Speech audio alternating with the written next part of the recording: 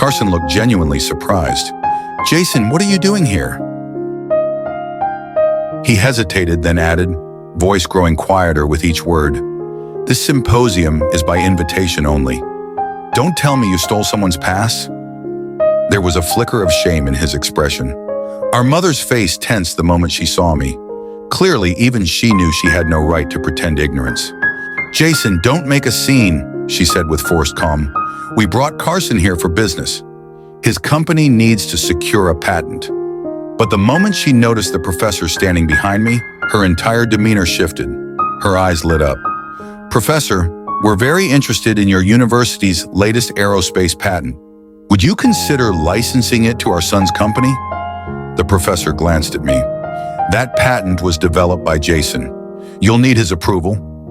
Carson's gaze darkened, vicious even, but he masked it well. He turned to the others with a disappointed sigh. "What can I do?"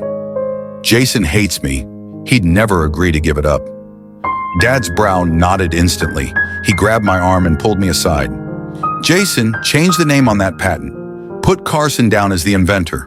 You're his older brother. You've never given him a proper gift in your life. He needs that patent right now, and you don't even know how to make good use of it. It's wasted on you." I nearly laughed. Dad's words were so absurd that they were almost comical. "This isn't charity. If he wants it, he can pay for it.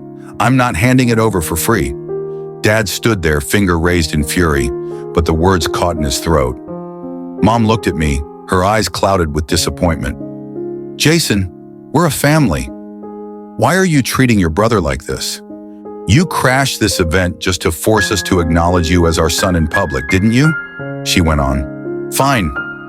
Give him the patent, and we'll give you your place in the family." I hadn't thought they could sink any lower, but they always managed to prove me wrong. I smirked. "You really think I want to be part of your family?" Before they could respond, I turned and walked away. Outside the venue, I spotted a red Ferrari parked at the curb. I suddenly remembered how, as a child, I'd begged Dad for a model of that exact car. He had hoisted me up on his shoulders, laughing as he pointed to the real one in our garage. "If you like it that much," he'd said, "I'll buy you one when you get your license." I'd clapped my hands and shouted with glee, certain then that he was the best father in the world, that he would always love me more than anyone.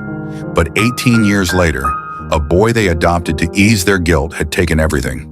I hated it, but there was nothing I could do. Carson came up behind me, saw me lingering by the Ferrari, and deliberately ran his hand across its glossy surface. "It's gorgeous," he said with a dreamy sigh. "I hope I get one for my birthday." Dad didn't even pause. He pulled out his phone. "Get 3 Ferraris delivered to Carson," he told his assistant. Carson gave a modest little protest. "Isn't 3 a bit much?" Dad patted his head like he was the most precious thing in the world. "Not at all. Drive whichever one you like. There's no need to wait for your birthday. If it makes you happy, it's yours." "Thanks, Dad," Carson beamed. Then Jessica emerged with my mother, walking right past me. She gave me a withering glare.